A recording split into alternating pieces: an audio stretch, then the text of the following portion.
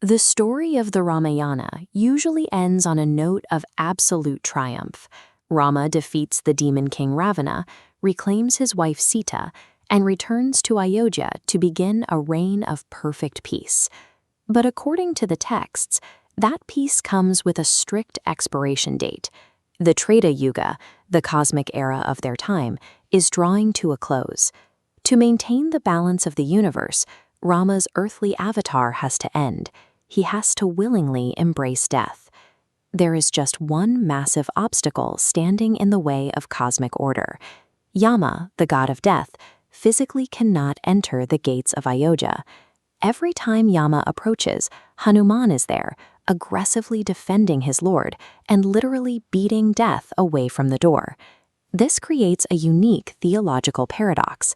To fulfill his own destiny, a god has to figure out how to outsmart his most fiercely loyal, completely invincible protector. Rama devises a highly specific distraction. As he sits with Hanuman, his ring slips from his finger. This is his final physical memory of Sita. It hits the floor, rolls toward a sudden crack in the stone, and vanishes. Rama acts devastated. He tells Hanuman that without that ring, he is as good as dead, and commands him to retrieve it from the depths.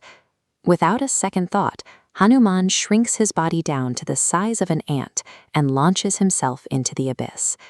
Hanuman anticipates a quick retrieval, but he falls for hours, crossing through multiple realms, leaving us to wonder what could possibly be at the bottom of this tunnel to keep him occupied long enough for death to finally reach the king. Back on the surface, Rama's willingness to die makes a lot more sense when you look at the brutal personal sacrifices his rule actually required. To maintain the moral authority of his kingdom, Rama acted on societal rumors regarding Sita's purity after her captivity in Lanka. He exiled his pregnant wife to the forest. When she eventually returned to clear her name, rather than face another humiliating public trial, she begged Mother Earth to split open and swallow her whole.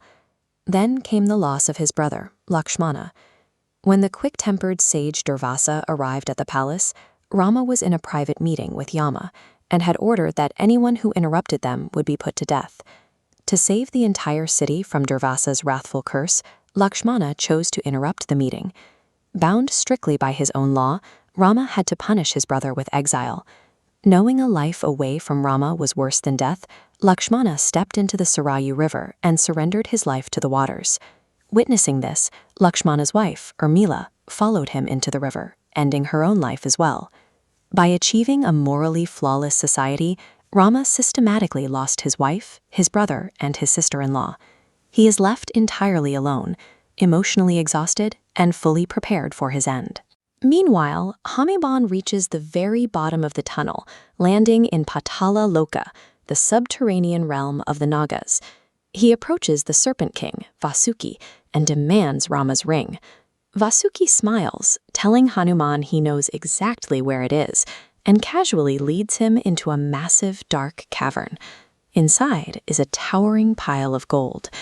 Hanuman looks closer and realizes the mountain is made entirely of millions of identical rings, and every single one bears the name of Rama. Vasuki explains the reality of the situation. Every single ring in this immense pile represents a previous time Rama has dropped a ring to get Hanuman out of the way. This brings up the core Hindu concept of yugas. In this cosmology, time does not move in a straight line from beginning to end. It operates as a constantly rotating wheel of 4 distinct eras, repeating infinitely. This means the exact sequence of events we just covered, the exile, the war, the loss of Sita, the drowning of Lakshmana, and this specific trick with the ring, has happened millions of times before, and it will happen millions of times again. Hanuman realizes he was never sent on a rescue mission. He was placed in a cosmic holding pattern, a necessary distraction, so the infinite loop of the universe could proceed on schedule.